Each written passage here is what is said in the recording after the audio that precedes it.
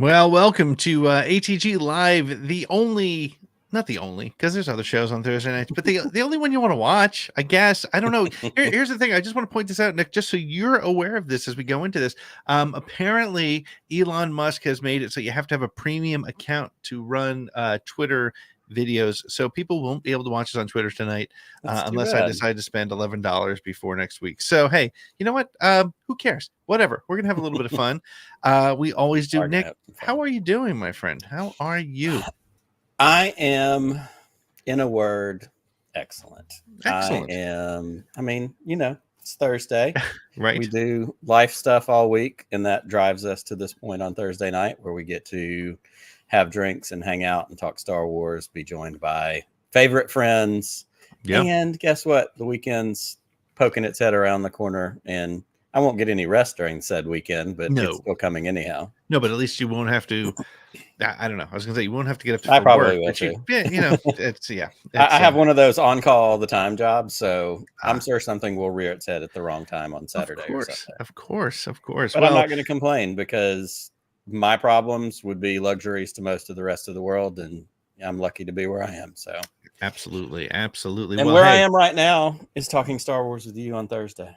You are, and we do it every Thursday here on the SSW network on YouTube. We normally do it on Twitter, but God, I'm going to figure this whole shit out now. Do I have to pay Elon $11 for this? You know what's going to happen? I'm going to do the premium things just so we can get our viewers, because we need our viewers. We love our viewers. We want them to be able to watch us.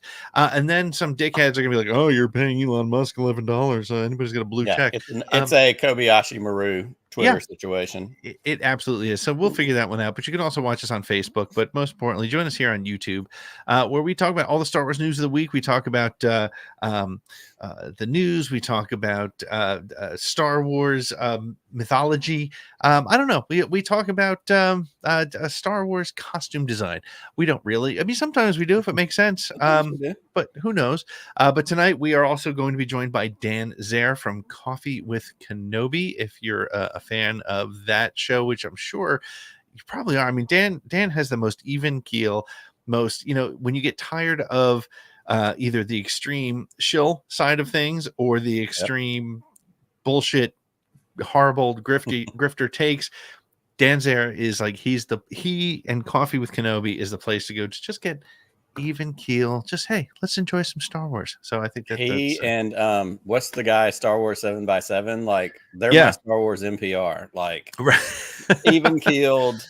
Yep. Logical, calm, cool, collected. Just that's where it's at. Just chilling. We're just chilling. They're just chilling.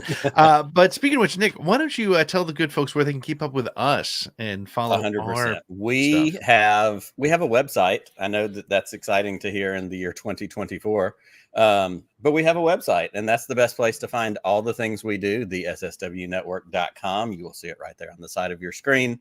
You will find the streams to our shows, links to previous shows, social media, merchandise. We haven't talked about merchandise a lot lately, and we probably need to do a run through of the store and clean some stuff out and make some new dumb ideas. Oh, I have a couple ideas. I was actually going to throw one your way today, and then the day got away from me. But yes, I have a couple dumb ideas. You can also find our merchandise, and then the other thing that you can find there that we're always so thankful for is a link to our Patreon program. We have a great group of patrons. We've had a patrons. Is that where we are? We picked up a couple of new patrons recently, and we want to be sure to say thank you to all of you for that. Yes. But if you aren't a patron already, would like to join, for as little as $3 a month, you're going to get inside track when we record episodes of the Around the Galaxy podcast. You're going to get swag that we send out periodically, although we are in the market for a new sticker dealer. There was a whole blow up over stickers, and RIP Sticker Mule. It was good while it lasted. So we send out swag. We have other opportunities if we're doing one of our game nights, if we're doing, a meet and greet here and there, whatever it is. Being a patron gets you some fun benefits, and honestly, it helps us out a whole lot to be able to keep doing what we're doing. So thank you to those that are. And if you're interested, jump on in. The water's warm. We'd love to have you. So all of that can be found at the sswnetwork.com. Perfect. I couldn't have done it better myself, which is why I didn't do it. That's why you let me do it. So this week was the finale of the Acolyte, which we're going to get into with Dan Zehr, and then stick around with all of our friends who are here in the chats. And so, if you have comments or thoughts on it, please absolutely give us a call or put your thing in the chat thingy there. And we want to get to those comments, especially as we get to the last segment of the show where we continue to dig into the Acolyte. Absolutely. We want to highlight that and talk about those. But there were a couple of news stories. So why don't we hit the news before we get to our friend Dan Zehr?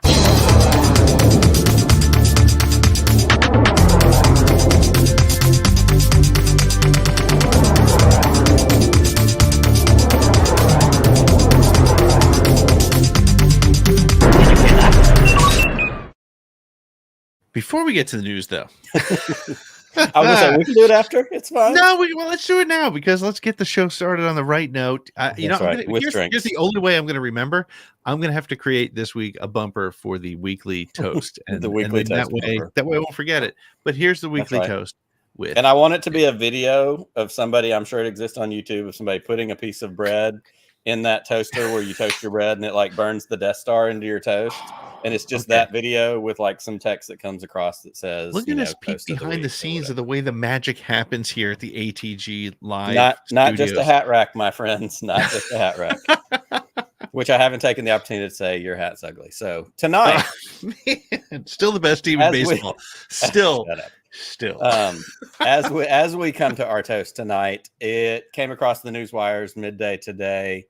And there's been a lot of celebrity deaths in the last week. We had Richard Simmons, we had Dr. Ruth, we had several going on, but one that certainly as a Gen Xer spoke to us, came across the wire today, that Bob Newhart died.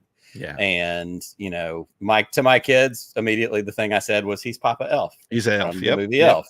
But I grew up watching the Newhart show, and that was a formative part of my childhood. As I got older and started to kind of nerd out on comedy, if you have never gone, and you can do it on YouTube, some of Bob Newhart's stand-up stuff is some of the funniest stuff I've ever seen in my life. Like, he was a brilliant, brilliant man, and everything that I've read or seen seems to indicate that he was every bit as good, as nice as it seemed he was. Co-stars and people that worked with him have always had nothing but good stuff to say. So Bob Newhart passed today, so that's what we're going to lift our glass to. Pete, what about you? What were your Newhart memories? My dad was a huge Bob Newhart fan, and I used to listen to the Button Down Mind and a bunch of his old comedy records. So, I went from Newhart over to Carlin, and and it's funny. I think we saw it. I think our friend Mr. Cotner and a couple of our Corey Ryan Forrester, they posted today about the impact that he's had on their careers as well. So Newhart was definitely, he was one of the great ones. And I hate to say this sounds so horrible and perhaps inappropriate, but clearly that's not something I'm foreign to. But I kind of thought he had already passed, which was kind of sad, and which made it even harder. It kind of hit a little harder as a result. But Bob Newhart will absolutely be missed. One of my favorite comedians of all time. So, no doubt. So tonight we're going to raise our glasses to Mr. Newhart, and of course, as always, to all of you watching, hanging out with us. Cheers and happy Star Wars. Happy Star Wars. Good stuff. Good stuff. All right. Now and I'm sorry. No, we can't do news yet. All right, fine. No, I'm sorry. This is why we can't have nice things. I was just going to say this was clearly the toast that was meant to be, because my phone buzzed as I was saying this, and I glanced over at it, and it was a tweet from President Biden expressing his condolences to the family of Bob Newhart on the loss of Bob Newhart today. That tweet just came through just this minute. So timing is everything. Timing is everything. I think it's because Joe is watching us, because he'd rather watch us than the RNC today. Okay. Enough. Well, let's get to that news. Let's get to that news and get that over with. So I'll hit the first piece of news that we have here, and that is that the Skeleton Crew show, which is the next live action show we can expect from Disney Plus, is headed toward a holiday release. Lee Isaac Chung, who is known for directing Minari and an episode of The Mandalorian, is eagerly anticipating the debut of Skeleton Crew on Disney Plus this Christmas. He was speaking about the series And he highlighted its blend of John Watts' storytelling charm, emphasizing a childlike perspective that enriches the Star Wars universe for young audiences. He praised the scripts and production design, which drew him to the project immediately. Chung expressed excitement for families to gather and enjoy the series repeatedly, noting the fun atmosphere on set and the talent of the young cast. With no official release date yet, Skeleton Crew aims to captivate viewers during this year's holiday season, following in the footsteps of Disney's successful year-end film releases in the 2010s.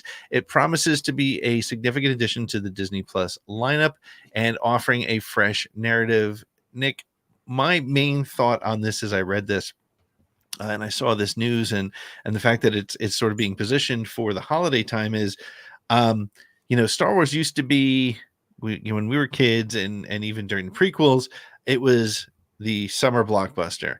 But when Disney took over Star Wars, it was those holiday film releases, and honestly, that felt like the right place for it. Tell me what you think about this show coming out around the holidays, and the commentary about this is the kind of show that families can sit around and watch together. I think it has the potential to be a really sweet spot for a Star Wars show. I love the emphasis in saying, the quote that I saw that you kind of referenced, was saying families are going to want to spend time together with this show, and holidays are built for that. We're going to have been halfway through the school year, Christmas break, the holidays, everything's still busy, but I know in my house, we're much more likely to sit down as a family and watch a movie during the holiday season. Even if it's not actual Christmas break, 2 weeks out of school, it's that mindset of like, hey, it's cold outside, and what better way than to spend some time together and either watch a Christmas movie, or in our case, this Christmas, Dad's going to sit down and go, hey, don't we want to watch a Star Wars together?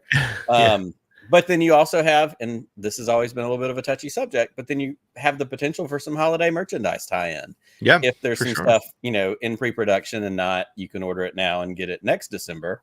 I think it has the potential to be really great. And of course, I'm excited about the show, the idea of it being, Amblin and Goonies and E.T. and, kid and, family focused. That's nothing but a win in my eyes. And it also is a reminder that with a Star Wars show, you really can't ever guess and predict who it's actually for. They can say these things in a news clip. Right. Rebels wasn't for me, and it's my favorite thing. Sure. I didn't think that your Jack would be as into the Acolyte as he's been, but every week he's like, holy crap, can we watch more? So yep. That's what's great about Star Wars, is it always keeps us guessing, and there's always something there for every age. Well, I think the timing of this too kind of reasserts, we were talking, I think it was last week when the Lego set sort of leaked out, and they said that it was going to come out in August, which I still don't know if that's really what's going to happen, but it doesn't feel as far off now, because perhaps they are setting this up to be a show that the kids can't wait for. And maybe some old school pre-movie marketing, right? And I mean, when was the last time, if any time, that a Star Wars live action show had merchandise available during the show? I mean, this was the first time the Black Series figures dropped during a series, and maybe this will drive that. I would love to see that.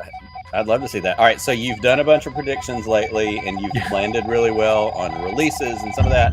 You've got a prediction already out there for the release of this, which falls in that time frame. But let me make you predict this one on the spot.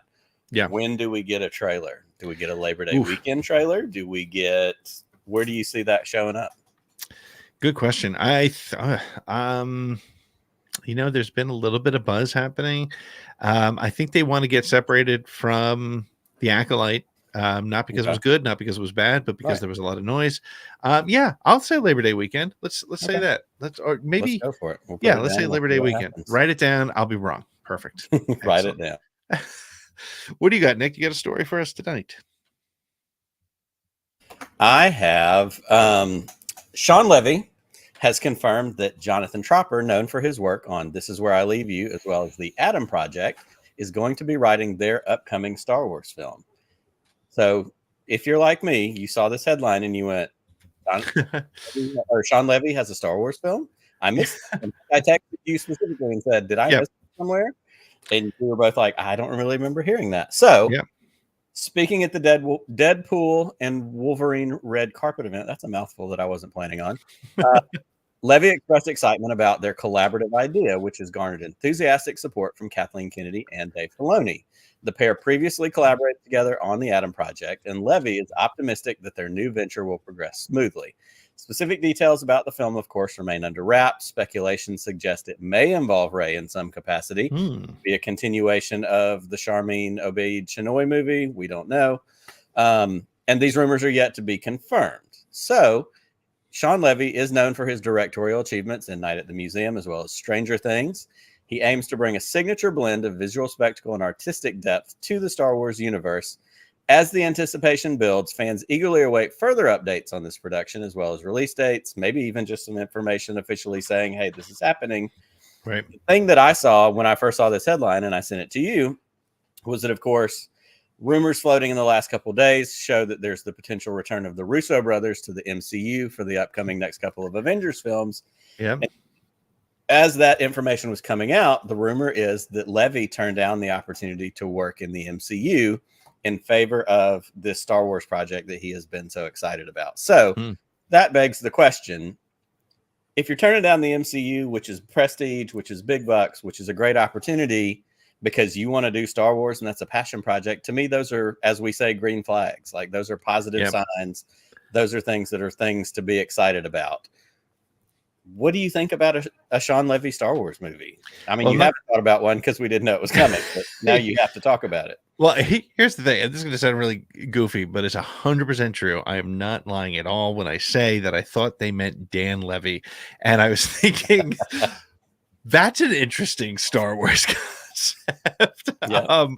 But so yeah, I honestly, just as you said, I think the key here is passion. And I think, when you look at the positive things from what was that? Skywalker Academy says Sean Levy movie was announced not long after SWCA or London. He doesn't remember. Yeah. Okay. I didn't remember hearing about it, but just as we were saying, when I think about the things that I loved about the Acolyte, I loved how much it was clear that Leslie Headland loved the Star Wars universe. And if somebody is turning down the MCU, as you said, to do a Star Wars, that means that there is so much love there. And I think that's what we need.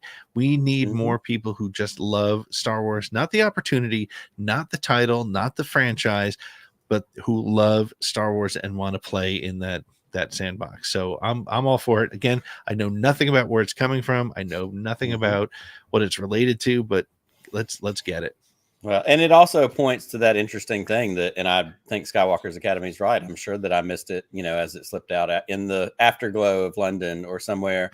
But we've also been, a little bit of fool me once, shame on me with things like the Taika movie or the Rian Johnson trilogy or the what's her name, Patty Jenkins. Like, we've had these other things, and there are lots of people that want to do a Star Wars.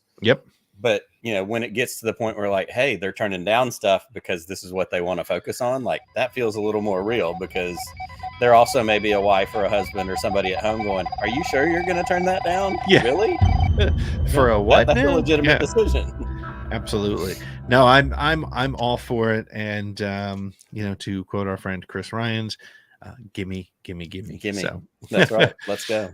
Well, let's take a real quick break. And when we come back, we are going to be joined by a friend of the show, Dan Zehr of Coffee with Kenobi, but we'll be right back with more ATG Live.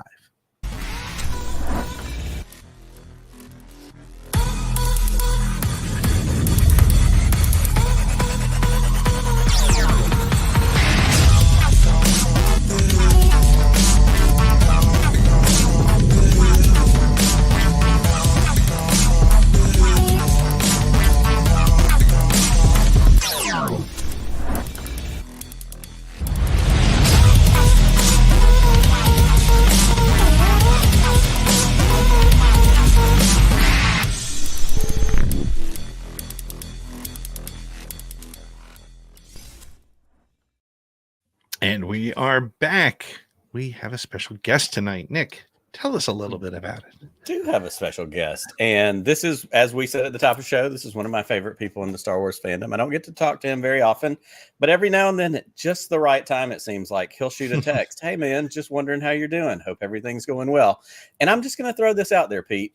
Yeah. Dan and I have a special connection that you and Dan aren't going to have. Okay. Dan lives in the place where I was born and lived the first 10 years of my life, and where a bunch of my family still lives. And in fact, as a matter of fact, my parents are there this very moment visiting my grandmother. So several spring breaks ago, I had the opportunity to shoot Dan a message, and we met for coffee, and we got to hang out and talk. And that conversation, because you and I have talked about it many times, is something I carry with me as we talk about podcasting and this hobby that we love so much. So I truly appreciate Dan Z, but if you don't know him, he's the host of Coffee with Kenobi.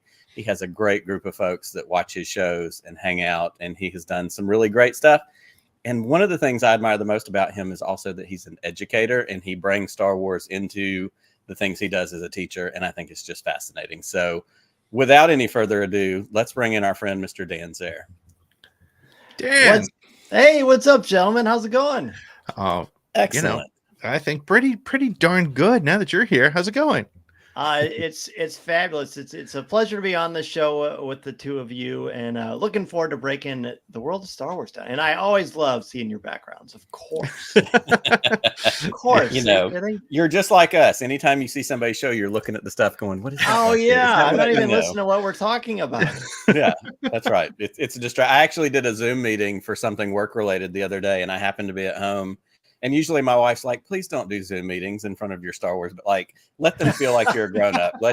But I did hear, and like, I was watching people not wanting to say anything, but like, where is he? What is he doing? It was great. During COVID, when I taught and like we had like this kind of stuff, that's pretty much what the conversations were about. Mr. Zehr, what's going on with your... Yeah. What's going on back there? Yeah.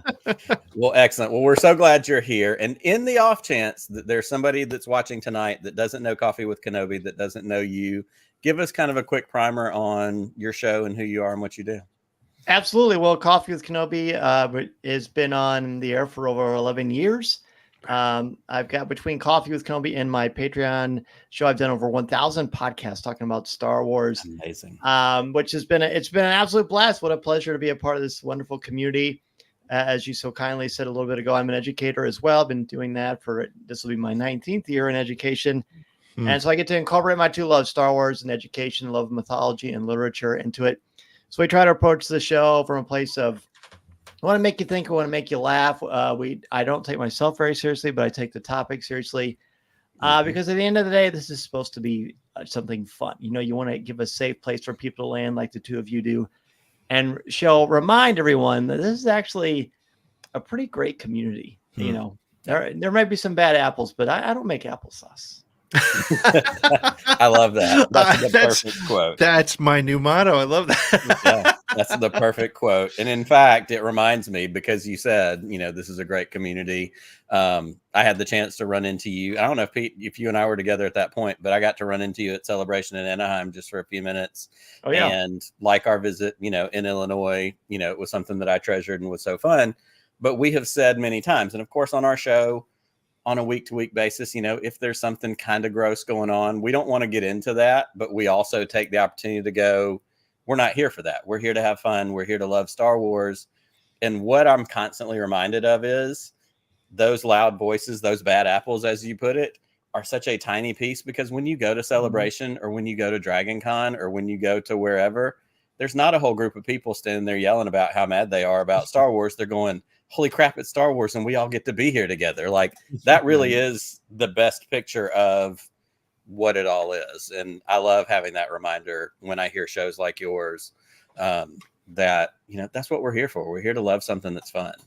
It's a show. It's a movie, a fake movie about laser swords. It's great. Correct. It's just fun. And I remember it can have explosions in space. It's perfectly fine to have explosions in space. Yeah, I don't care what they do. You know, you can walk on a Star Destroyer and whatever. It's science fantasy. That's right. That's the key. The second you start to, you know, again, you're a teacher. The second you start to bring real world physics or something like that, this is not a world where, look, I mean, if you want that, there's enough of that. And it's funny. I've actually somebody had said something, and it was intended to be silly online, so I enjoyed it because it wasn't trying to be nitpicky, but they were like, you know, they're really lucky that the planets that people go to in Star Wars all have the same gravitational pull, because it's kind of yeah. Believe science and have fun. And it becomes that thing too, where at some point you really just have to stop and look at it and go, if we're mad about explosions in space, if we're mad about bricks and screws, but we're fine with the fact that we can pick up a spaceship with our mind, we've totally lost our way on this whole thing. Yeah, and at the end of the day, it's all my only job is to love my family, and everything else is gravy. So if someone doesn't like it and they have their own take, I don't have to engage. I'm not big into the anti-intellectual approach. I at least want to think about things, and I want to learn from other people. Like if you have an authentic point of view, one of my most important things is critical thinking and intellectual honesty. If you can come to the table with that stuff, I would love to learn from you. I mean, and The Acolyte has been a great example of this, because The Acolyte has not been my favorite series, but it makes a lot of people happy, and that makes me happy. So, and that's it. And if I really want to just dive into what makes me happy about Star Wars, look at my Kenner action figures from 1978, and I'm good. I'm good. Yeah. Golden. Yep. Yeah. Nobody's forcing you to watch the parts that aren't your favorite. You get to pick and choose. That's Disney right. Plus. God invented a fast forward button. It's really remarkable. Correct. And I can't believe, having been born in the 70s and only getting to watch the 3 VHS tapes that I had actually they were beta tapes before they were VHS tapes. I got my beta right here. Yeah, I can't believe that I grew up with those, to where now literally I have moments where I look at Disney Plus and go, there's too many. I don't know what to pick. Like, it's all right here. It's all for me and it's available. But I want to dig down on something that you said, Dan, and we've talked about this before. Okay. You use the term, we talk about mythology, and you're an educator, and you talk about, the intellectual side of wanting to be able to think about it. Talk about, what you've done, certainly with your job as a teacher, and, the role that kind of the mythology of Star Wars has placed and what that means to you. Talk a little bit more about that.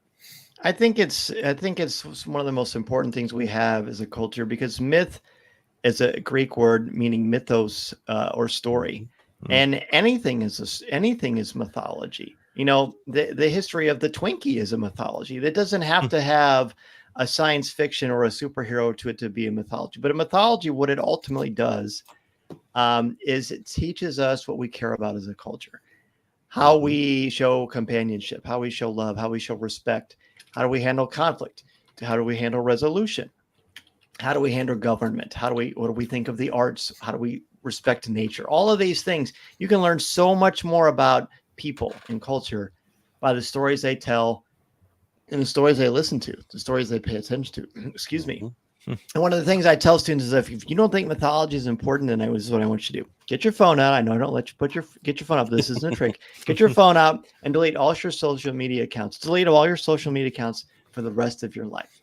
Because everything you post, good, bad, or indifferent, that's your story. You are sharing your story. We all share our stories, and we respond to these things so much. If I say to anybody on the street, with great power, what comes back to me? Great responsibility. Yep. That's mythology. But at its core, it's a very, very profound message. May the force be with you is a lot of things. Again, the force isn't real, but the notion of believing in something that you can't see and believing there's something greater that connects us, that is something people can respond to. And that you can open up that context and the rhetoric about what is important to us as people. Fiction opens up doors that most people would not even dare to approach. You can talk about politics through the lens of Star Wars. Yep. And you might be able to get to real stuff about politics through that, because fiction opens doors. Fiction is obliged to tell the truth, as Mark Twain said. And I love that aspect of it. Yeah, and I think that's actually one of the really interesting things. We are planning to spend time with you, and then after digging into the Acolyte, but I think that's one of the interesting things about the Acolyte was it, a great fiction, like you said, a different way to say what Mark Twain said is it mirrors what's happening in our world. And if you look at, I think it was interesting to watch the fan reaction to the Jedi being portrayed as maybe not the perfect sort of guardians of peace and justice, as Obi-Wan said in 1977, but being fallible. And that's such a reflection on all of our institutions today and the way we look at things. I've said this 1,000 times. In 1977, it was easy to tell who the rebels were, the good guys, and the Empire was the bad guys. And it was black and white. And it was simple. And that's the way stories were told. But we live in a world now where the gray area is it's not even that it's a more interesting story. It's just, it's unavoidable. What did you think about that sort of aspect of the Acolyte? Really kind of, it what, you know, you could say the prequels sort of showed the end of the Jedi, but what did you think about this era of the Jedi and starting to show that, hey, maybe they're not these paragons of virtue that we all believed they were?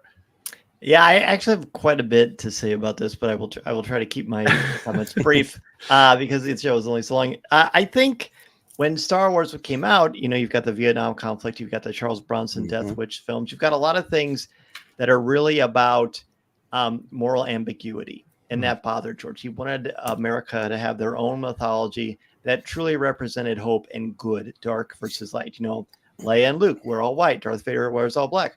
Han Solo's got the white shirt with the black vest. So he's got that sort of in-between gray part to him. And that reflects the culture. And it led to a resurgence, of course, in Star Wars. I don't need to tell the two of you that. This one is a little bit different because we've got the gray. There is no such thing as a gray Jedi. That's never been a thing in Star Wars canonically. But we introduced to a series of characters that present the human side of the Jedi.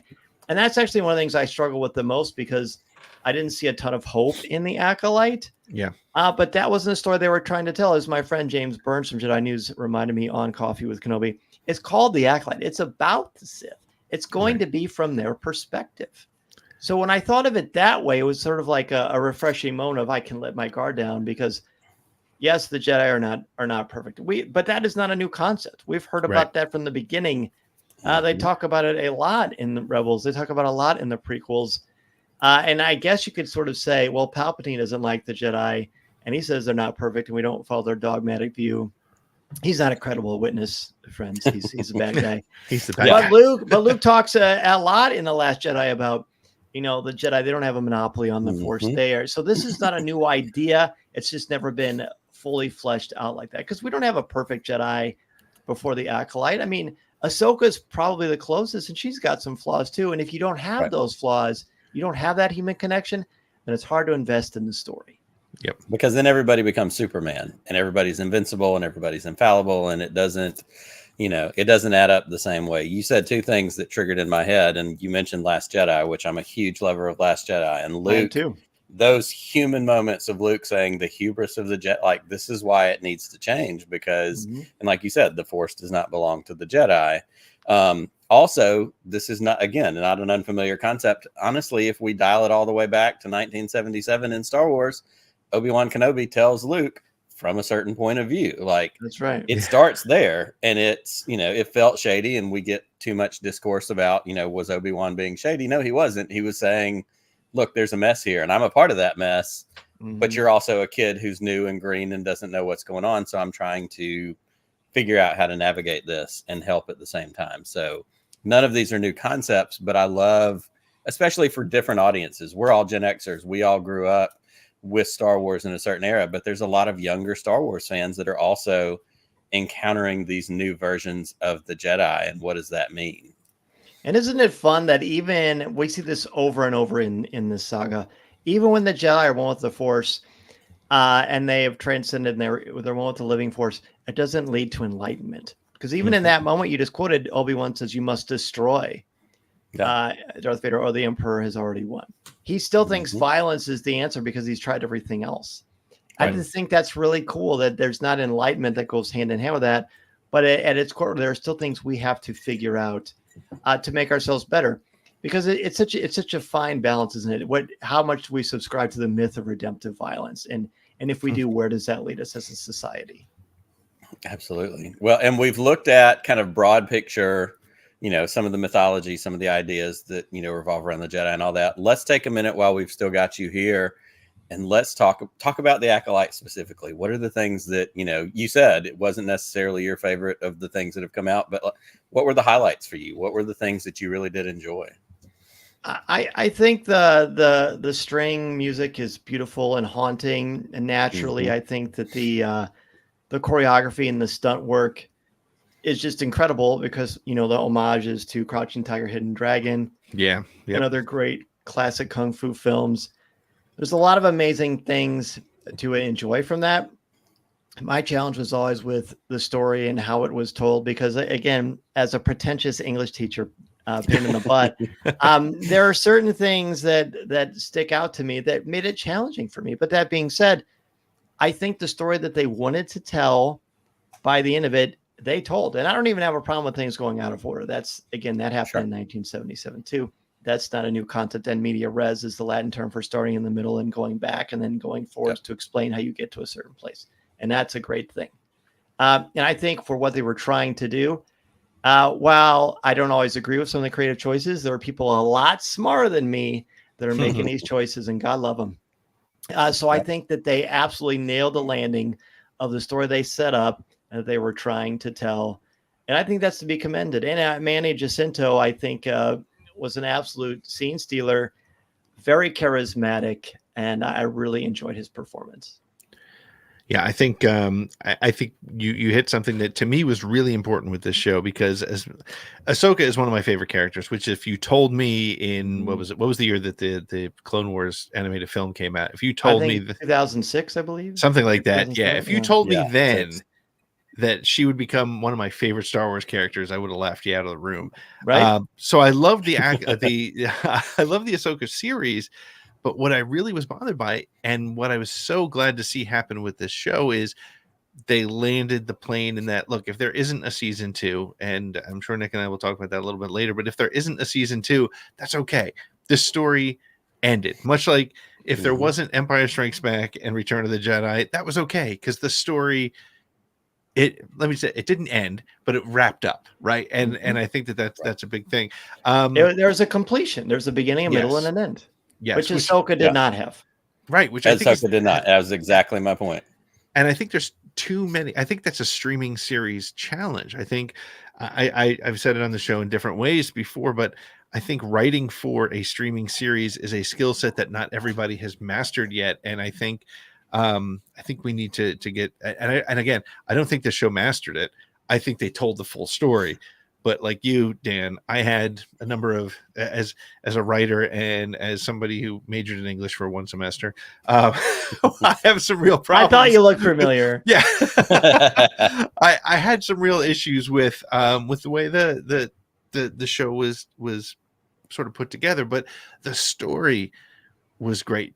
Talk to me a little bit, Dan. You've been doing this 1,000 episodes of Star Wars content, which is everything from collecting to lore to everything in between. Some of the commentary online, or let's throw online out because it's just a crazy weird place, from the fandom was around some of the twisting of the lore. I don't want to say the lore breaking. Did you feel that at all, or did you feel this did a nice job of connecting some dots? I think that the lore is organic. I think when a storyteller comes to the table with a Star Wars story and they make a pitch, I think that they present ideas. We will never know the full, completion of the Force, because the Force is fake. So however they want to tell the story, way I may not necessarily like the direction or think it, whatever, that's the story that they're telling. So I don't get all bogged down in that. And I never try to, my students, when they walk in, one of the first things I hear is that they're worried. I've never seen Star Wars, or I don't like Star Wars. What if Mr. Zehr is going to be upset with me? And what I say is, look, I don't need you to like Star Wars. I like it just fine. I don't need you to affirm my opinions on it, because they're just my opinions. And by the way, my wife doesn't like Star Wars, and I love her. So it's totally okay. It's totally okay. And because I am so blissfully unaware of some of the negative discourse, what do people say goes against the lore? They were saying that Ki-Adi-Mundi shouldn't have been alive at that point. But then that character dies right away in episode 5, doesn't he? Yeah. Or at least it's his brother, Hank. No, you're thinking of the dude with the mask. They're talking about the big cone head. I know who Plo Koon is. Yeah. I don't know. I saw that too, and I'm like, how can you tell that an alien that may or may not be related to Dan Acolyte is how old they actually are? I don't know. I don't care about things like that. Kind of goes back to the gravity thing. Aliens and if don't other live people the same do, way that's we do. Cool. But you know what? And I don't know how much. And I hate to put his name out there. But Pablo worked on this show. Oh, he knows more about Star Wars than everybody. He's probably forgotten more about Star Wars than everybody else knows. Yeah. So if he was good with it, then it's good. I'm not going to get worked up on it. That's not a lore thing. That's just, the character's different. And to me, canon is, canon and lore is, as you said, it's organic. It's constantly organic, evolving. Correct. And again, it's also it's not real. It's also it's a marketing thing, because guess what? When Disney bought Star Wars and they said, "Hey, we're going to make this group this, we're going to make this group this," and we've talked to, and Pete, you've talked to on Around the Galaxy, some of these authors that wrote these books in the 90s, and they're like, it's the Wild West out here, and we're all just kind of calling each other up and going, "Yeah, I'm going to try this. Okay, cool, do that, or don't do this because I'm going to do this with it." Like, it's not this hard and fast whatever. But also, believe me, read what you like and enjoy what you like. Yeah, and if someone does care about that, then I think that's wonderful. Because if that is your passion, as long as you're not knocking someone down, correct. Godspeed, friend. Because that doesn't work for me, but I will get super worked up in a narrative thread, or I will get frustrated in how easy someone bled a Kyber crystal versus Darth Sidious. Like, that kind of stuff will get to me. So I care about the lore and the canon to an unhealthy degree. I probably need medication. So I get it. Believe me, I get it. But at the end of the day, I just kind of have to pick and choose where I invest. Well, and the healthy way to handle it is you're able to go, this really bothers me, but that's my problem. That's not somebody else's problem. Yeah, and I'm just gonna do my thing. I got a lot of plates to spin. A lot going on. Well, Dan, I can't thank you enough for taking some time to spend with us tonight. It's great to catch up with you and see you again, my friend. Yes. Before we get out of here, tell everybody about Coffee Kenobi, where they can Coffee with Kenobi, where we can find you, how we can keep up with the show. Yes, thank you, Nick and Pete, so much. It's been an absolute pleasure to be on with you. Lots of fun conversation. So Coffee with Kenobi you can find all over social media. You can go to coffeewithkenobi.com for Star Wars news. We've got a YouTube channel, all the social media things I talked about. We are weekly. We do a live show too, but actually as of next week, that will be the last live show. I've done it for 4 years, and I'm ready to put my coaxium in another place. So that's what I'm going to do. But I'm looking forward to that. Coffee with Kenobi is, like I said, been going on for 11 years. It's not going to stop. My next Star Wars book is actually coming out November 15th, the Star Wars Encyclopedia that I had the good fortune to write alongside another of other wonderful authors. So I'm very, very excited to be able to contribute to this galaxy far, far away in some sort of small way. And again, thank you so much for having me. Dan, when that book comes out in November, we're having you back because we're going to want to talk about that with you and a couple of your authors on that one. Yes. And I have to tag this on because it's half my show and I get to. I'm a big baseball guy. Pete's a big baseball guy. We have a Braves Phillies thing going on. I'm pretty sure you're a baseball guy as well. Now, I love the Cubs. Are you Cubs or okay? You're a Cubs guy. Cubs, I grew up a Cardinals kid before we moved to Alabama, so that's its own thing. But my question is, when is the last time that you went to a Peoria Chiefs game? It's been about 2.5 years. I go to Wrigley a couple times a year, but it's been a while since I've been to a Chiefs game. Yeah. Amazing. Well, next time I come to visit my family, we're going to hit up a game of some sort, whether it's Wrigley or Peoria or whatever. That'd be fun. Awesome. Thanks so much, my friends. Good to see you. Thanks, guys, so much. Be well. Thanks, Dan. And we'll be back with more ATG Live.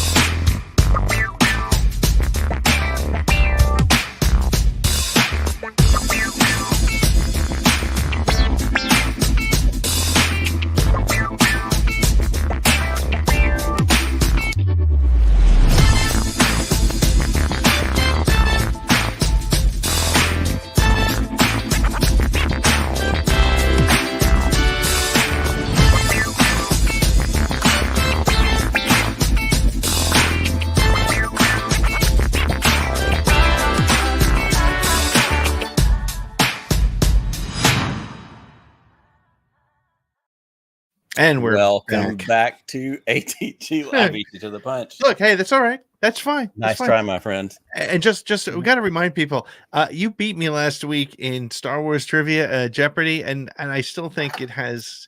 Yeah, you can keep that for now, but we're doing this again. Me and Nick talked about it.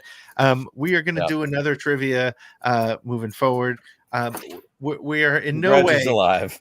Yeah, we are no way a Schmodown, but I am pissed because I feel like anything with a buzzer, I felt like it wasn't fair, and I'm fighting. There was a moment. We need some wagering. We need to Vegas style chips on the table. I'm betting this much. You're betting this much. That's where we're going.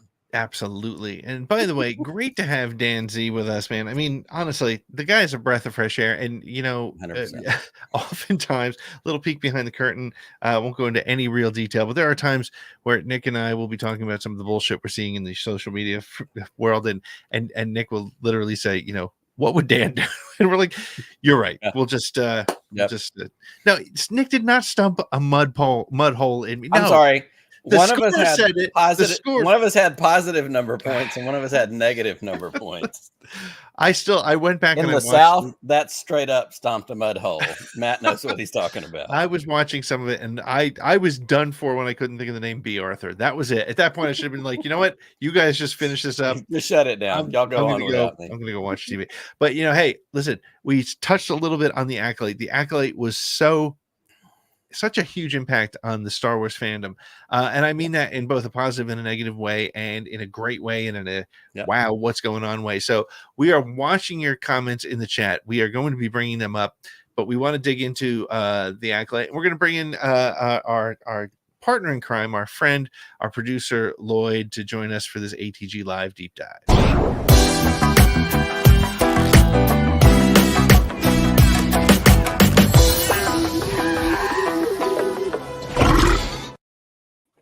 There he is. There's producer Lloyd. How you doing, buddy? Brother? I'm doing great. You're voguing. He's voguing.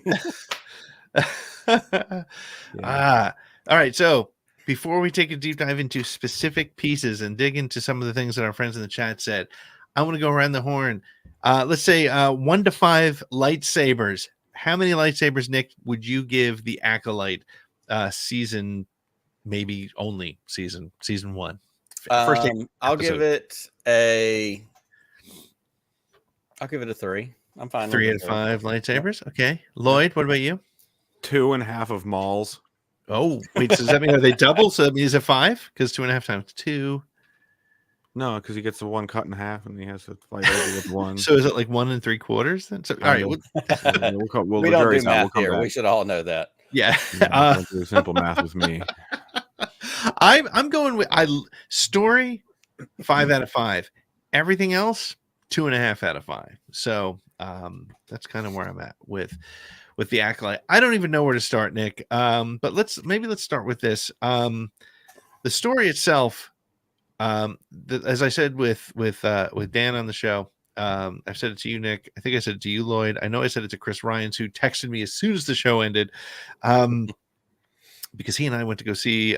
He and I and Brian Fennessy saw it together in Philadelphia. They stuck the landing. Do you agree that they stuck the landing for this show, Nick? It depends on what the definition of stick the landing is. Here's my definition of it, and I think they did. Okay. They ended it so that if we don't get any more, which I actually, when we get to it in a few minutes, I have a hot take of I don't think we need a season 2. If we only get this one season, it's a limited series, whatever you want to call it, it wraps up. And it becomes that thing where you go, okay, I can imagine what happens with Chimere and Osha. And I can imagine, what Vern says to Yoda and X, Y, and Z. But if it ends up going into a second, then of course there's stories and things to mine from. Unlike, and Dan said it, or you said it while Dan was on, Ahsoka didn't do that. Ezra shows up. So now we have to talk about what happened to Ezra. Ahsoka is still on, in the other half of the whatever this galaxy world thing is. They left things hanging that weren't tied up in Ahsoka. Thrawn's back. We have to answer for Thrawn being back in the real galaxy.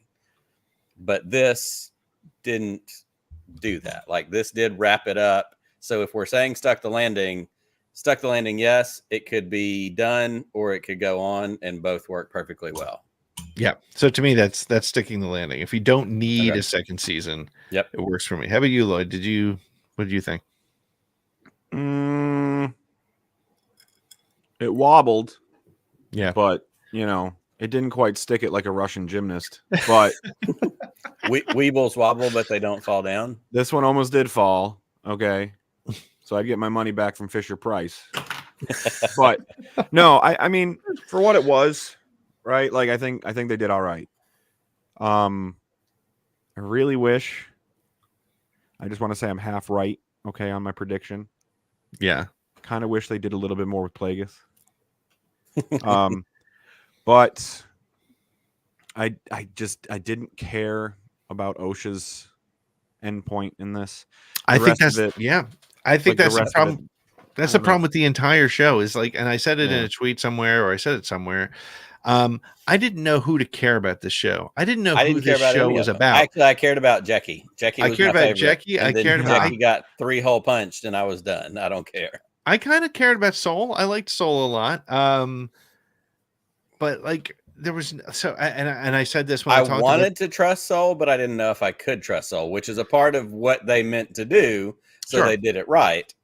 But I wasn't invested enough in Soul for that reason. So it was interesting. David Jesse from Tatooine Sons online said something about he didn't know, he didn't care about any of the characters, much like I think a lot of us agree with.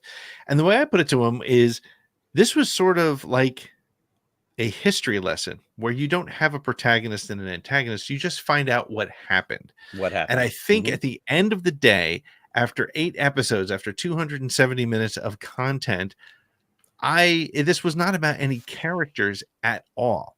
In fact, they had an opportunity to bring it all together. Here's what, and I posted this on Twitter, and I stand by this, and a lot of people actually agreed with me. A lot of people agreed with me. So many people. You have the best ideas. The best ideas. Just huge. No. What has happened to us? What happened? Where I was going with this, when OSHA and May were hugging at the end of the episode. Yep.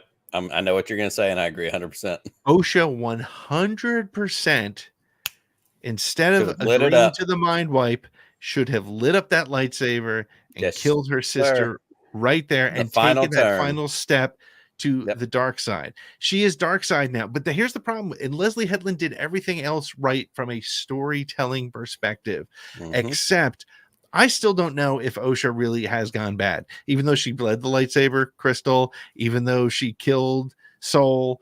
I still feel like there's a little bit of good and too much good for somebody who is now the apprentice of Plagueis' apprentice at this point. So I needed her to take that final step. And honestly, it would have been hard on everybody. It would have been shocking, but she absolutely should have done it. She absolutely should have done it. I agree with that completely. And, it would have been hard, but we already had, as you so eloquently termed it, the red lightsaber wedding when, everybody got smoked in one 10-minute swath. Yep. So I guess that was the balancing point. I don't know. I agree with you completely, though. I think that would have added weight to the story. I don't think if we go into a season 2, I don't need parallel. It's what would happen if what's summer camp when they go to Haley Mills, they go to summer camp, they trade places. What's that movie called? Completely blanking. It's not Freaky Friday. It's the other one. Oh my gosh, 100 times. Anyhow, the twins and they swap places. I don't need the version of the twins. Parent Trap. That's it. Yeah. Damn it. Parent Trap. Yeah. Nick. Nick in the chat coming on it. Matt too. Parent Trap. I don't need the version of Parent Trap where they're happy just to settle into each other's roles and live that way for the rest of their life.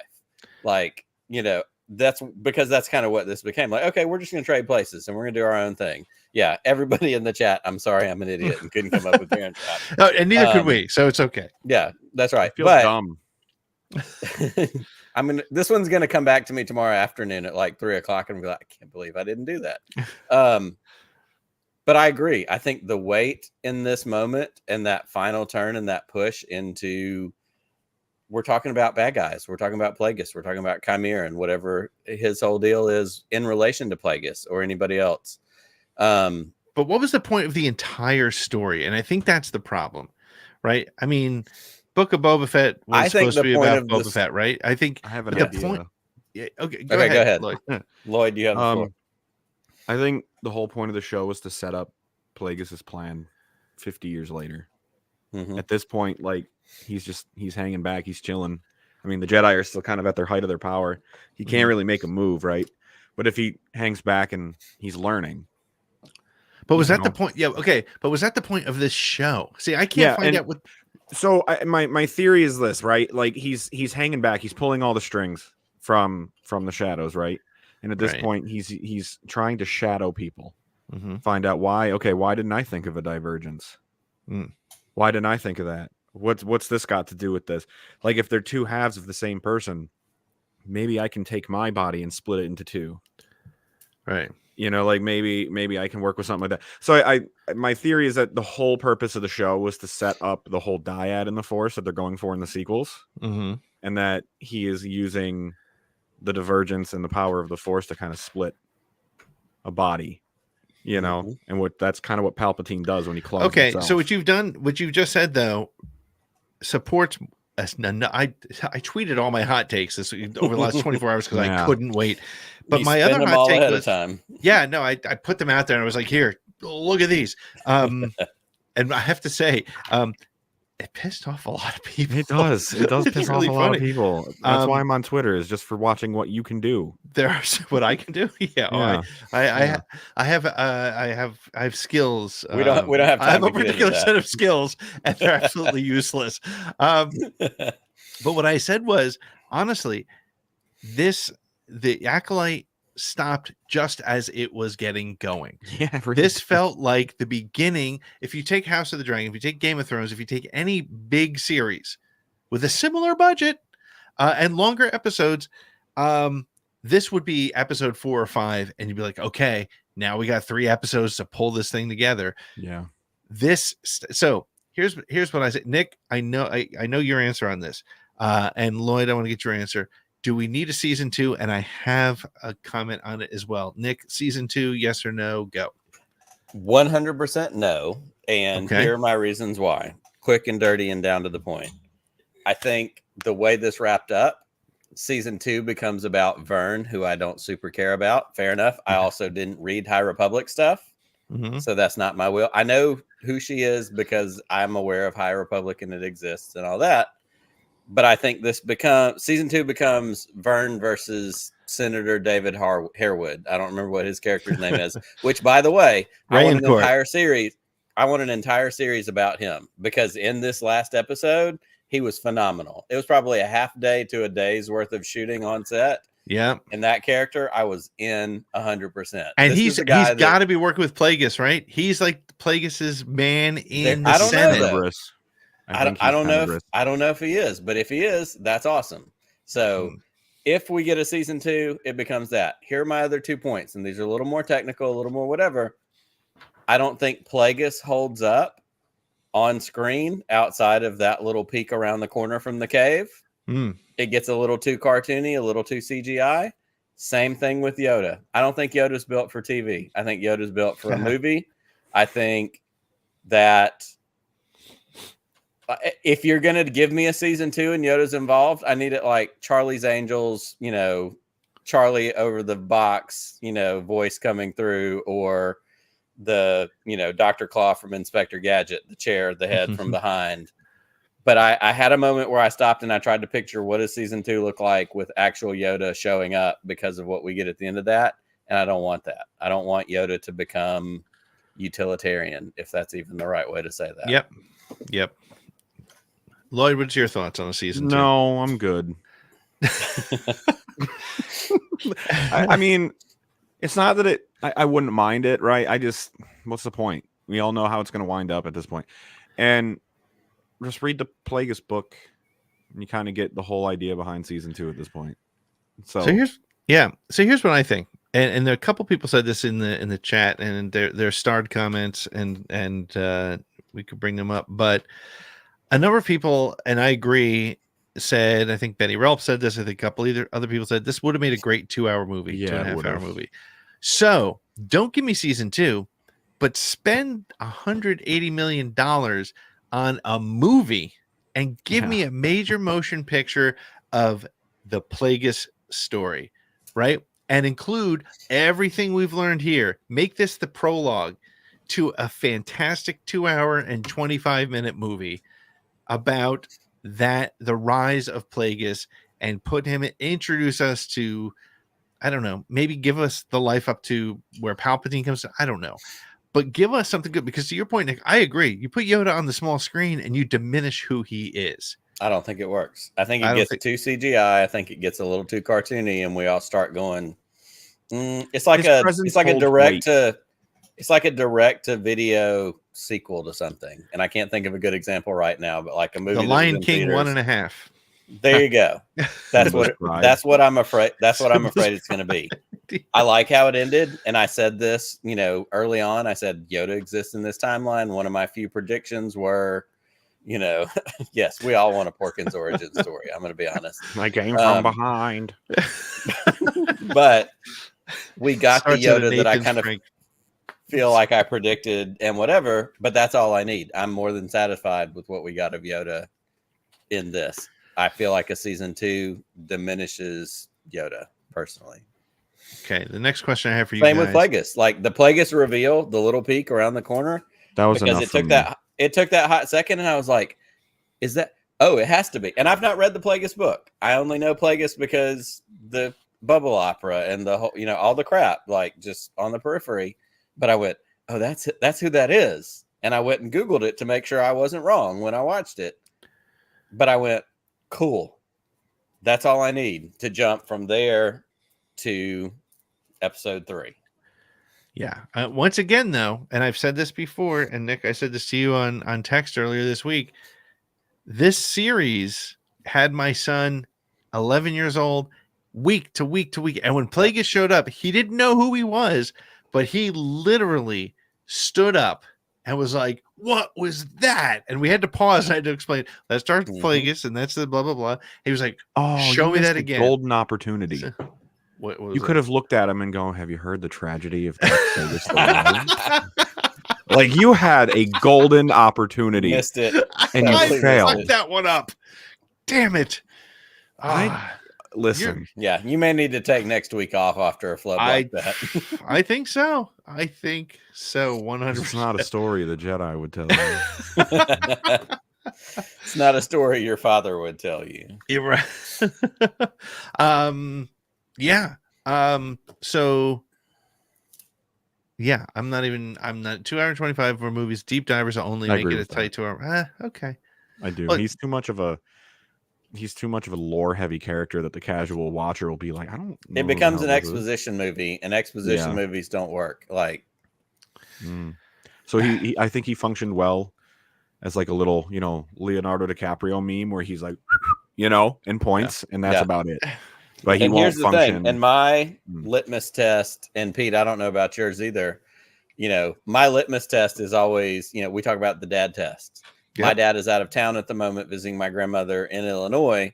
And so I haven't gotten the phone call from him to go, "Oh, so that's what happened." Or like, I'm dying to know, because he probably won't watch it till he gets home, because he's not like, "Ooh, let me figure out how to watch this while I'm on the road." Right. He's a home game situation kind of guy. Right. But I can't wait to hear. So who was that? Because my dad has no idea who Darth Plagueis is, and he's seen the prequels, and he's not going to have remembered that scene. Well, and he's not going to make the connection, because it didn't say not at all. Darth Plagueis here underneath the screen, because that's like to do with the planet names. So, I'm aware it's Coruscant. I'm very interested to hear what he's going to think. Yeah, and is there any part of that that's going to be like, "Oh, is this something I should know about and or care about?" Yeah. Yeah. So overall, I'm sure there's 100 shows probably even on right now who are talking about the details and the this and the that. Overall, we talked about how many lightsabers we give it. Do you think it's fair to say that this show? I don't know. I don't want to ask it that way. I think there's one last thing to talk about maybe before we head out for the night. And I have another idea / metric that we can try for fun if we want to. Go ahead. Okay. Where was I going with this? I actually honestly totally forgot what it. So give me your metric and maybe I'll remember what I'm saying. Some people have an issue with ranking. I don't have an issue with ranking because it's fun. It's personal. It's my opinion. It's your opinion. Let's do a quick round of rank live action Star Wars TV shows, not seasons, shows. So if you're going to rank Mando, you can't go, I like 1 and 2, but 3 moves down the list. We're just ranking the shows as a whole. I just remember what the other one was. And I'll go first. Gives you 20 maybe seconds to think about yours. Mando is my number 1. Okay. Mando had so much originality, especially early on. Again, I'm not separating seasons. Mando's my number 1. Andor's my number 2. Kenobi is my number 3. Rewatch Kenobi.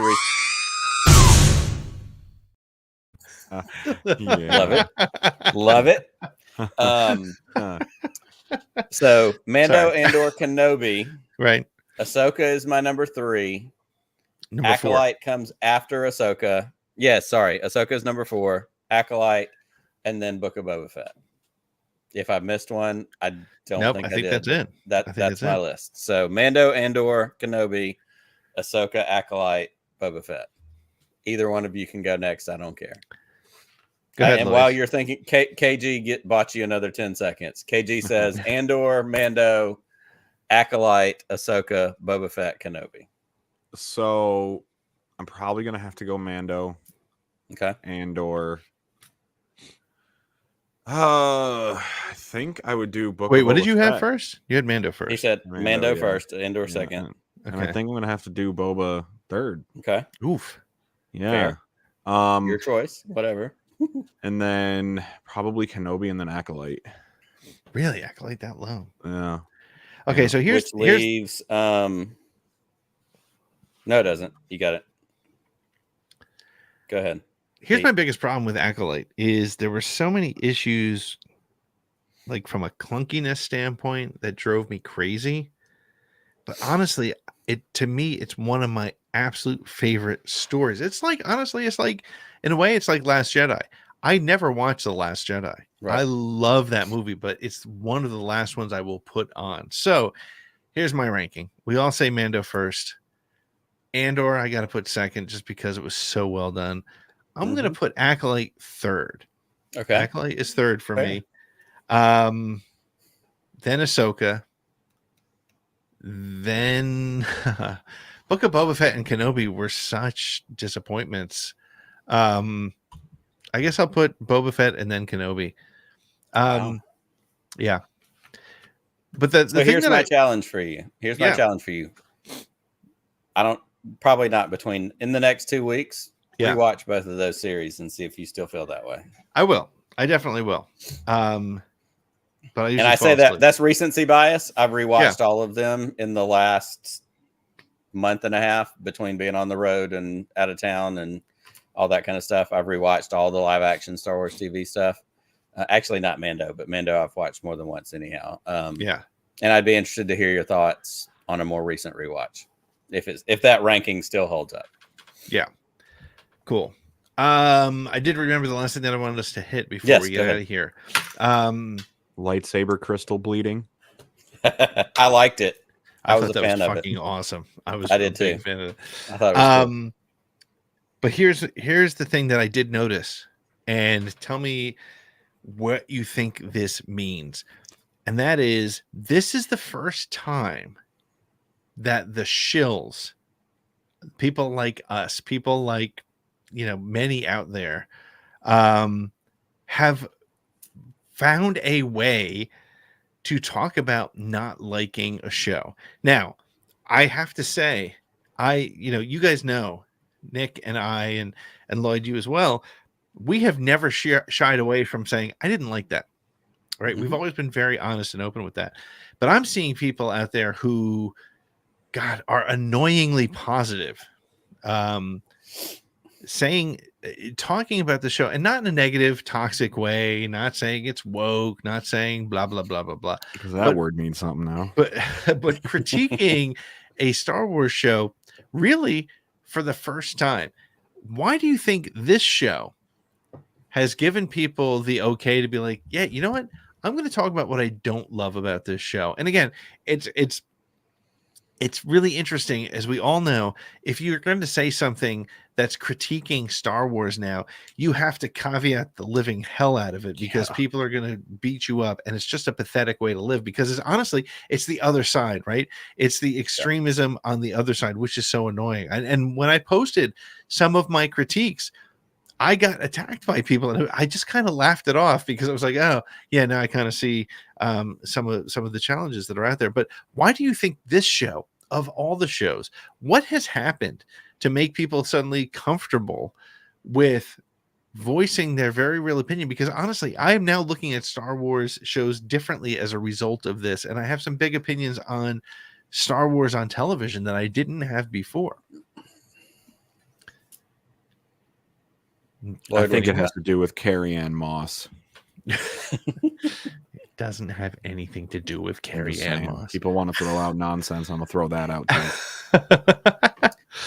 I do think, and I hope I'm not mischaracterizing this, but what KG said is people are on edge, so they see critique and they assume you're in a certain group, and I think that's a completely fair thing. Yep. And we've gone back and forth in text messages about our show and about the content and the stuff we create, saying, I want to say this, but I don't want to look like one of those guys, because I love Star Wars. And we go back to what our basic, kind of our core value is I'm allowed to not like something. One of us is allowed to not like something. What we don't want to be is be an asshole. If I don't like it, but Pete does or Lloyd does, that's awesome. I'm happy for you. Dan said it himself. That's great. That's not my thing. That's fine. But it becomes that thing of like, people get more on edge. It said something, Pete, you were the one that tweeted it, that, the hatred of Basil. But also I have issues with Basil too. Like Basil's a shady little something. I don't know. I don't trust that little honor. Yeah. I don't trust that little gopher anywhere. But Pete, you tweeted it out 2 hours before this episode dropped on IMDb. It had like a 78% 0-star rating or whatever it was. It's not out yet. That doesn't have anything to do with the show. That has to do with people going, I choose not to like this. I don't care what it is. It could have been Boba Fett and Plagueis joined at the hip, decapitating every minority group that nobody ever liked. And they would have gone, no, thanks. It's made by a woman. I hate this. Like there comes a point when you can't please anyone. And that's fine, because if this isn't for you, just go away. But what I'm saying is people who are generally positive. I mean, you look at the people that we follow, you look at the people that they are for the first time kind of saying, you know what? I didn't really like this.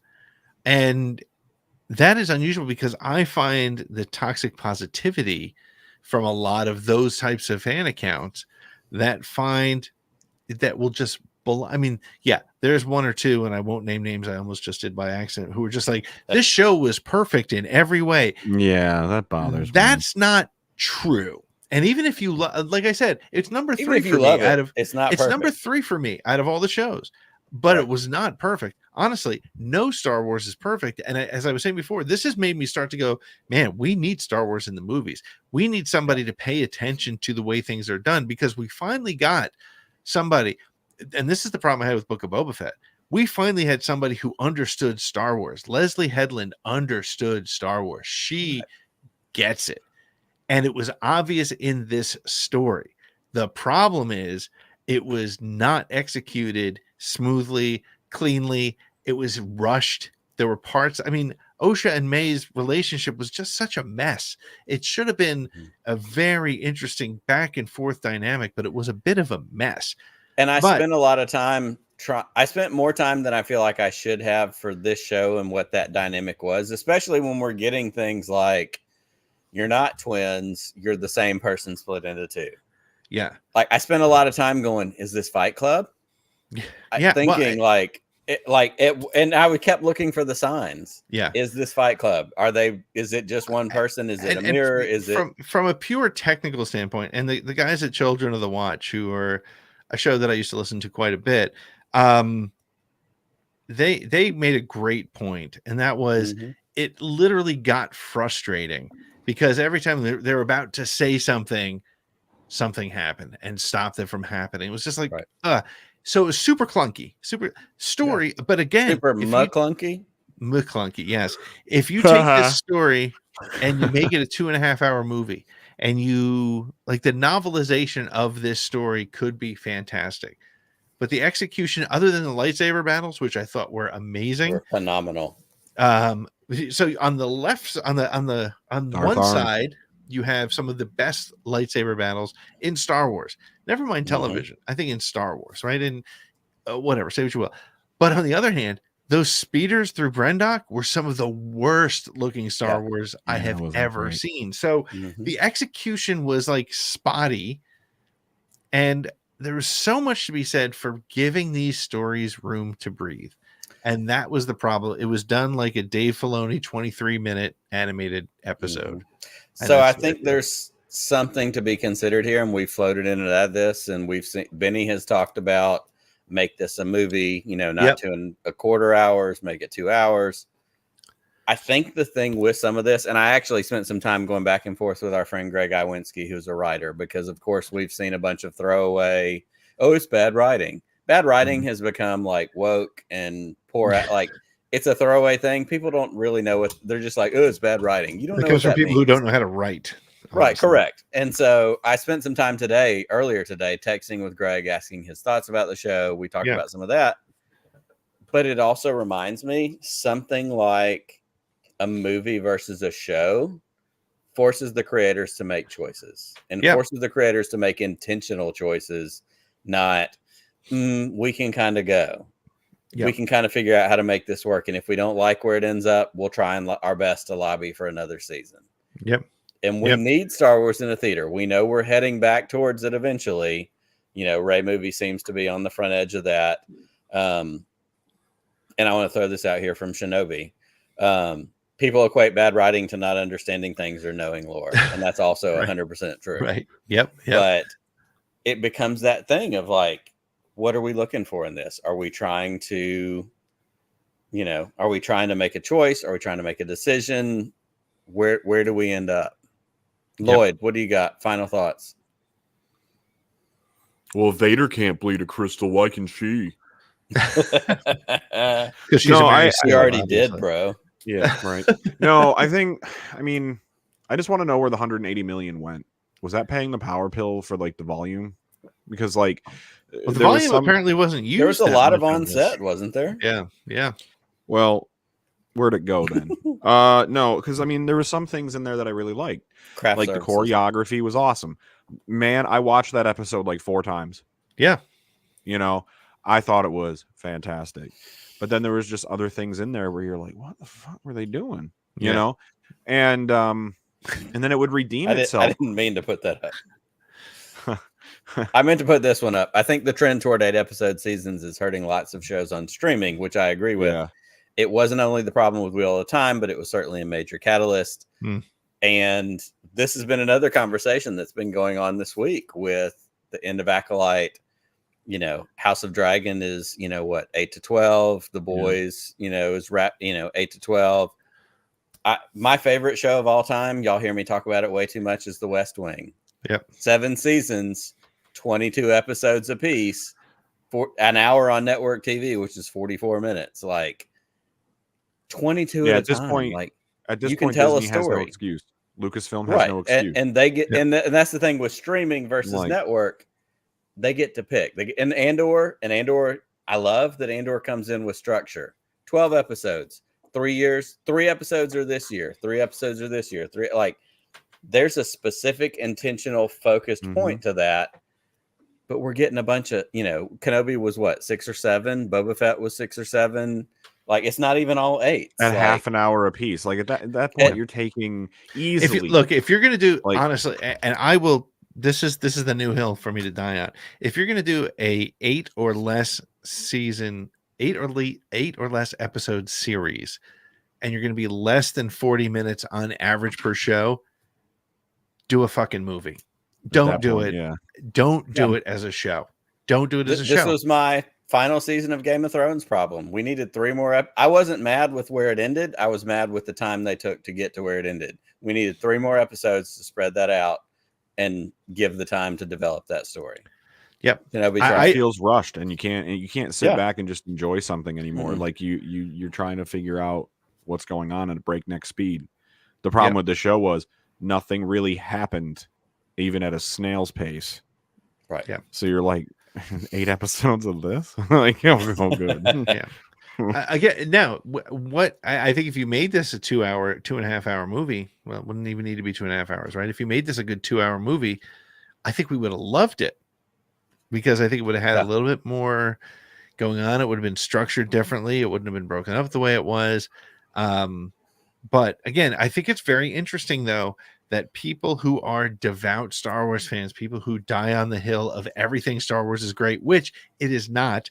And even Chris Ryan's, our good friend Chris, who's like, gimme, gimme.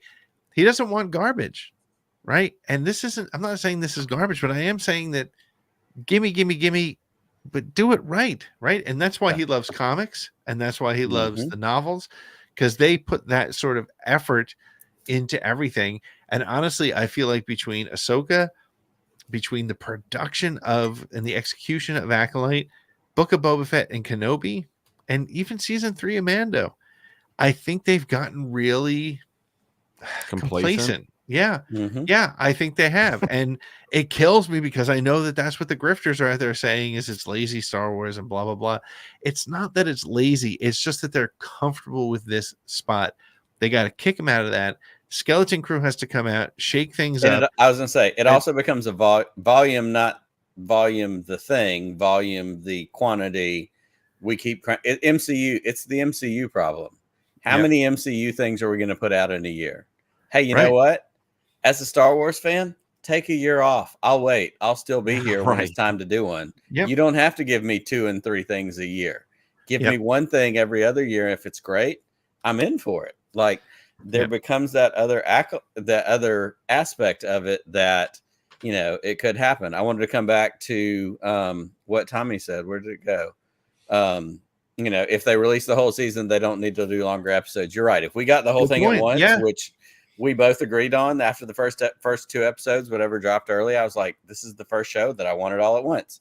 Tonight, 3.5 hours ago, I talked to a friend of mine in real life here who said, yeah, I waited until it was all out, and I watched all of it yesterday, and holy crap, it was good. And his experience was completely different than mine, because he watched it all at one time. Yep. Like, totally. And what's my favorite analogy is that Star Wars is like the Cheesecake Factory. You know, like I'm with you on that. Like, they need to take a break, but like that just means that I can give me time to miss you. 249 other things on the damn menu while I wait for that, you know, 250. Give me time to miss you. Give me time. Like, and as I said before the 8th episode, it was critical that they landed the plane, and they did. I think they answered all the questions. They left it in a spot where if we don't get another season or another continuation of this story, that's fine. And don't do it in comic books, guys. Do it in the same format if you're going to continue it, or if you're not, totally fine. So that's great, and I think that's really important. I do think, though, the problem is it was not because it was woke. It was not because it was a lesbian director. It's not because there were so many people of color in the show. Nothing to do with it. It was purely execution for this show. The story is actually really very interesting, but I didn't care about any of the characters, which is a very strange sentence to say, but I think that that's what it came down to. So let's hope the Skeleton Crew is a little bit better put together. I'm excited for Andor, because Tony Gilroy is not going to drop the ball. And then who knows what's coming next? I guess there's another Ahsoka season. And I guess the next movie is it still Mando? I think they started the Rey movie. I think the Rey movie's first. Yeah, I think they did say that. Yeah. Okay. Yeah. Well, let's see what we get, and let's just hope. But What is it? Rey until and we then the get- Dawn of the Jedi movie, and then Mando. I think No. it's Rey, Mando, then Dawn of the Jedi, but I don't Okay. know. Yeah. They haven't sent me the latest update. I'll let you know when they do. Just give me Ben-Hur in space. Exactly. Well, if you like a real conversation like this, that's not, look, we're not doing this so that we can get people angry and get trolls out there telling people they're wrong if they like this. If you love this show, and I know a lot of people did, that's awesome. Like I said, it's number 3 on the list of 6 for me. That's good. That's really good. I enjoyed it. But if you didn't like it, that is completely fine. Also, Mando. come and join us every Thursday where we can have conversations like this. We can keep things going. We can keep talking about things we love and things that we don't love. And at the end of the day, so happy we're still getting new Star Wars on a regular basis.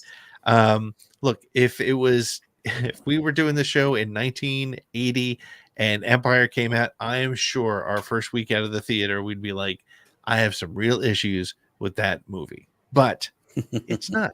So let's enjoy it. Again, I think at the end of the day, we enjoyed this show. We enjoyed what was that we got this show. And I think there was a lot to it that was really good. Mhm. Who do we have next week, Nick?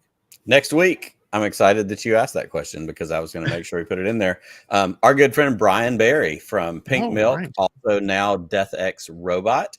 If you are not following Death X Robot on the social media things, go check that out. You can get pop culture goods, materials, toys, collectibles, all kinds of cool stuff. And Brian, Pink Milk, the podcast, took a little bit of a break, took a little bit of time out, but he is back. He is doing his thing. I was listening to one of his episodes today, and I'm excited for Brian to join us next week and talk about not only what he's got going on, but how he feels about the state of Star Wars. So we'll be here next Thursday, back to our regular time, by the way, 8 Eastern, 5 Pacific. I believe that is what that makes that. Awesome. And make sure to check out our friend Chris Ryans on Broaxium Outpost. If you need collectibles, our man Chris has it. And Lloyd, you are twitching again. I saw you a couple Twitch feeds this weekend, right? This past week. Not to mention Lloyd was playing Battlefront 2 yesterday or the day before.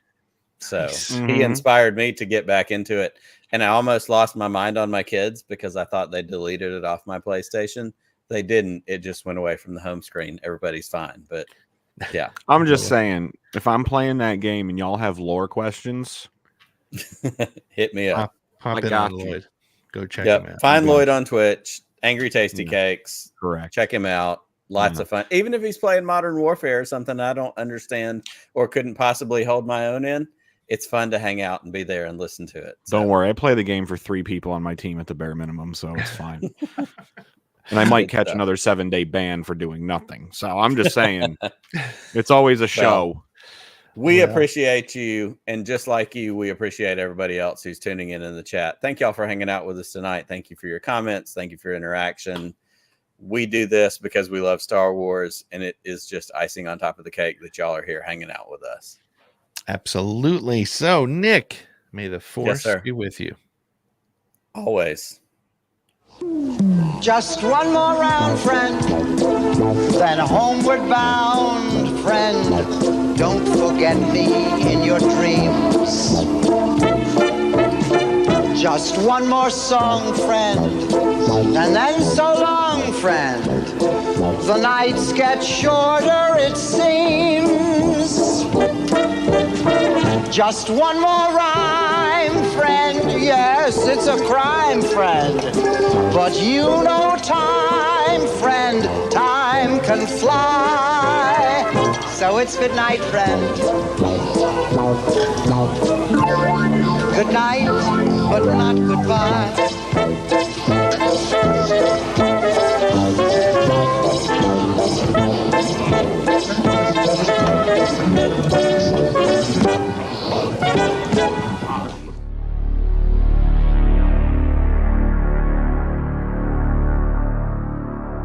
Shut the